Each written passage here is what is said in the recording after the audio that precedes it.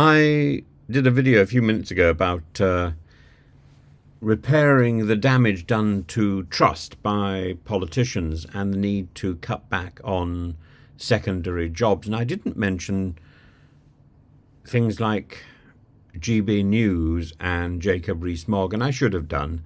GB News is a thing that started in 2021. It was launched by Andrew Cole and Mark Schneider to experienced media executives, and the network was envisaged as a right-leaning alternative to existing news channels, aiming to provide a fresh perspective on current events and issues.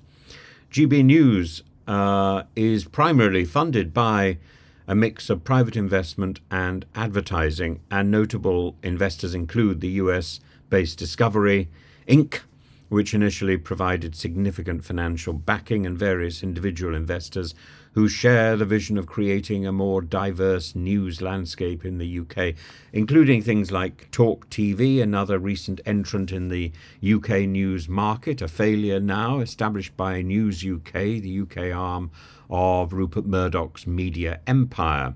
Talk TV aimed to combine traditional news reporting with engaging talk show formats featuring prominent personalities like Piers Morgan and the erstwhile MP'd and a failed MP, the person who made departure into a lengthy saga, Nadine Dorries.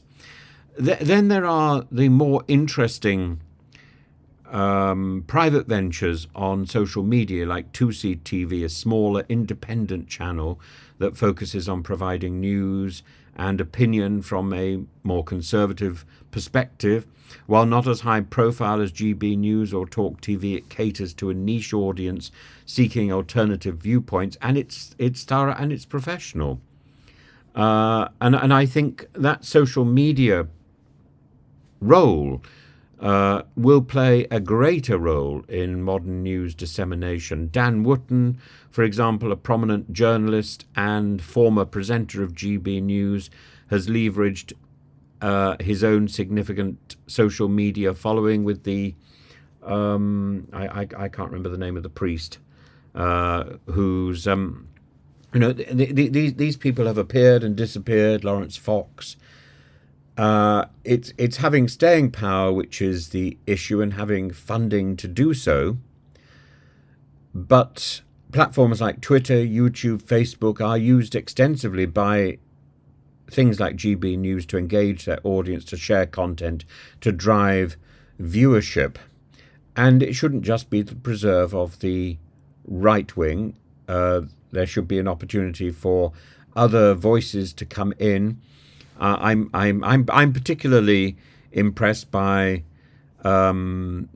people like Butterworth, who's another respected name on GB News, stands out for his thorough investigative journalism, his ability to present nuanced stories.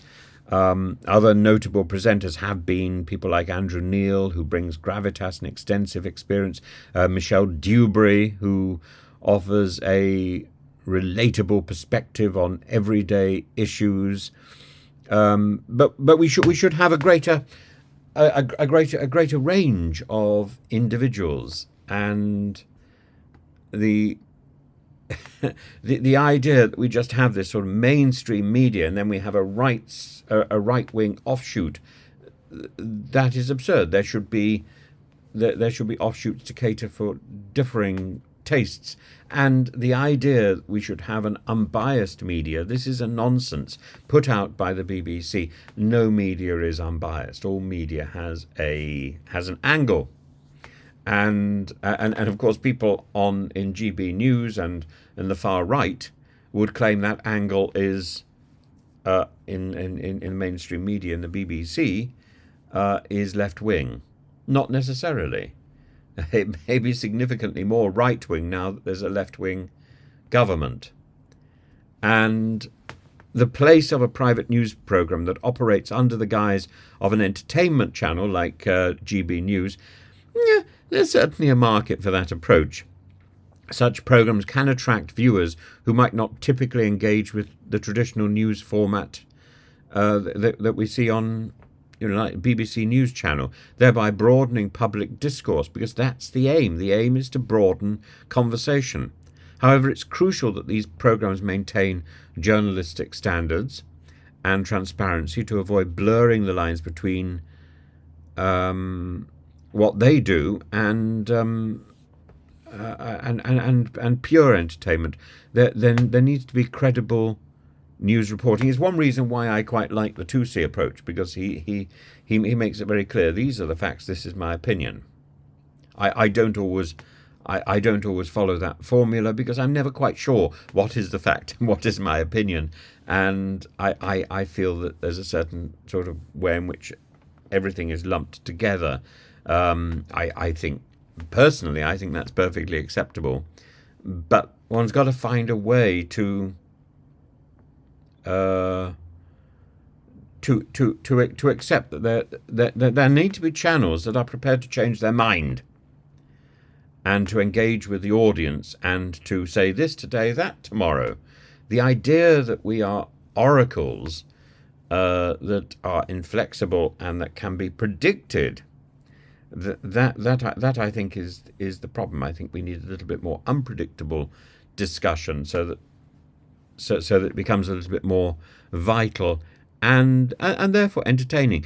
I don't think that people who are current politicians should be presenting the news. Nigel Farage should definitely be out of GB News. He should not be on there. His experience, his influence is better utilised in Parliament, where he's been elected, representing his constituents, rather than in the entertainment focused format of a news programme.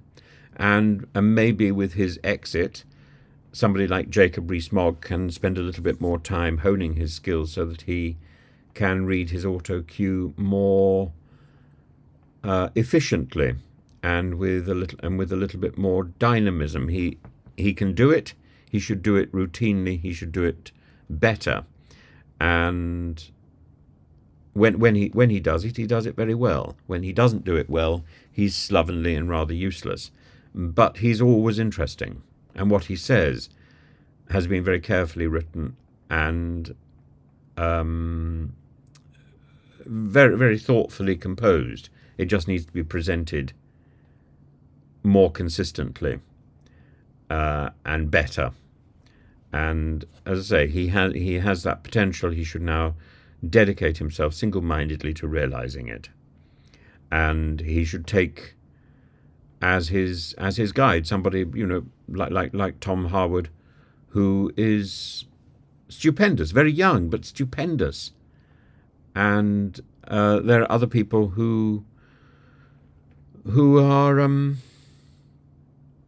who perhaps should make way for a younger generation or an untried generation of presenters. And Esther McVey certainly should not be given a broadcasting opportunity.